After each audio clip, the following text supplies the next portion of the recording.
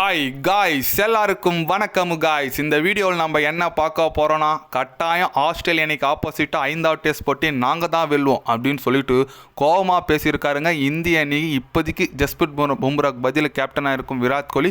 அது மட்டும் இல்லாமல் போட்டி கட்டாயம் நாங்கள் வெற்றி பெறுவோம்னு சொல்லிட்டு சில பல கருத்துக்கள் பேசியிருக்காரு. அவர் என்ன பேசினார், ஏது பேசினார் சொல்லிட்டு வீடியோவில் டீட்டெயில்டாக பார்க்கலாம். அதுக்கு முன்னே நீங்கள் நம்ம சேனலுக்கு புதுசாக வந்திருந்தீங்கன்னா ஒரே ஒரு சப்ஸ்கிரைப் மட்டும் பண்ணிவிட்டாங்க. வீடியோக்குள்ளே போகலாம். ஆமாங்க, விராட் கோலி தான் இப்போதைக்கு இந்திய அணிக்கு கேப்டனாக இருக்கார். பும்ரா வந்து இன்ஜுரியில் போயிட்டு இருக்காரு. அவர் என்ன சொன்னாருன்னு கேட்டிங்கன்னா, கட்டாயம் இந்த 5வது டெஸ்ட் போட்டி நாங்கள் வெற்றி பெற்றே ஆக வேண்டும். அப்போ தான் இந்த ஐசிசி டெஸ்ட் சாம்பியன்ஷிப் ஃபைனலுக்கு போகிற ரேஸில் நாங்கள் இருக்க முடியும். அது மட்டும் இல்லாமல் இந்திய அணி ரொம்ப வலுவான அணி தாங்க. ஆஸ்திரேலியா வந்தால் மட்டும்தான் என்னன்னு சொல்ல தெரியல, கொஞ்சம் திணறாங்க.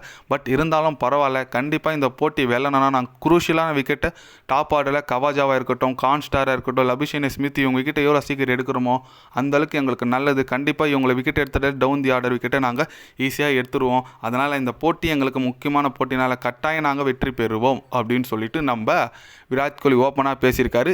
எஸ், இந்திய அணிக்கு பார்த்தீங்கன்னா 162 ரன் ஆஸ்திரேலியாவுக்கு டார்கெட் கொடுத்துருக்காங்க. 162 ரன் அடிக்கணும். ஓப்பனிங்கில் பார்த்தீங்கன்னா கவாஜா, கான்ஸ்டார் தான். நாங்கள் கான்ஸ்டார் விக்கெட் வீழ்ந்துட்டார், இப்போ ஆடிட்டு வந்துட்டு இருக்காங்க. இருந்தாலும் இந்திய அணி வெற்றி பெறுமா கேட்டால் டவுட்டு தாங்க. ஏன்னா ஈஸியாக அடிச்சிருவாங்க இந்த ஸ்கோர். 162 ஒரு ரன்னா அப்படின்னு சொல்லிட்டு எனக்கு தெரிஞ்சு ஈஸியாக அடிச்சிருவாங்க. பின்னால் டிராவல்ஸ் செட்டெல்லாம் இருக்காருங்க, தலைமை ஒத்தனை நின்று அடிப்பார், அது வேறு விஷயம். ஓகே, பரவாயில்ல விடுங்க. எப்படியோ இந்திய அணி தோத்துச்சு 3-1 சொல்லிட்டு சீரீஸை லாஸ் பண்ணிட்டாங்க.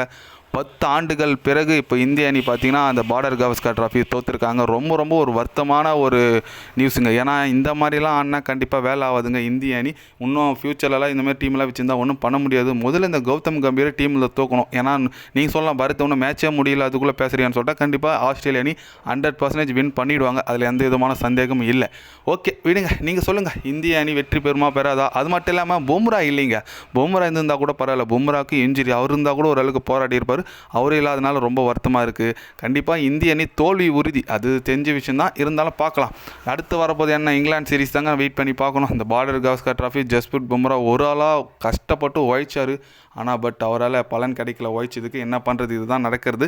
இருந்தாலும் நம்ம வெயிட் பண்ணி பார்க்கணுங்க. இந்திய அணி எவ்வளோ தான் விக்கெட் எடுக்கிறாங்க லாஸ்ட் வரைக்கும் சொல்லிட்டு வெயிட் பண்ணி பார்க்கலாம். நீங்கள் சொல்லுங்கள், இந்திய அணி இந்த போட்டி கண்டிப்பாக தோற்றுரும். ஆனால் நீங்கள் சொல்லுங்கள், இந்திய அணியில் எந்த மாதிரி சேஞ்சஸ் வரணும், யார் யாரும் முதல்ல தூக்கணும் அணியிலிருந்து? ரோஹித் சர்மா கேப்டன் பண்ணணுமா, பும்ரா கேப்டன் பண்ணணுமா? உங்களோட கருத்து என்னன்னு சொல்லிட்டு மறக்காமல் கமெண்ட்டில் சொல்லுங்கள். இது போன்ற ஸ்போர்ட்ஸ் யூஸாக தெரிஞ்சுக்கணும்னா சேனலை சப்ஸ்கிரைப் லைக் ஒன்று பண்ணிக்கோங்க. கண்டிப்பாக கிரிக்கெட் பற்றி day by day channel update வரும். மறக்காமல் சப்ஸ்கிரைப் மட்டும் கொஞ்சம் பண்ணி வச்சுக்கோங்க. நன்றி, வணக்கம்.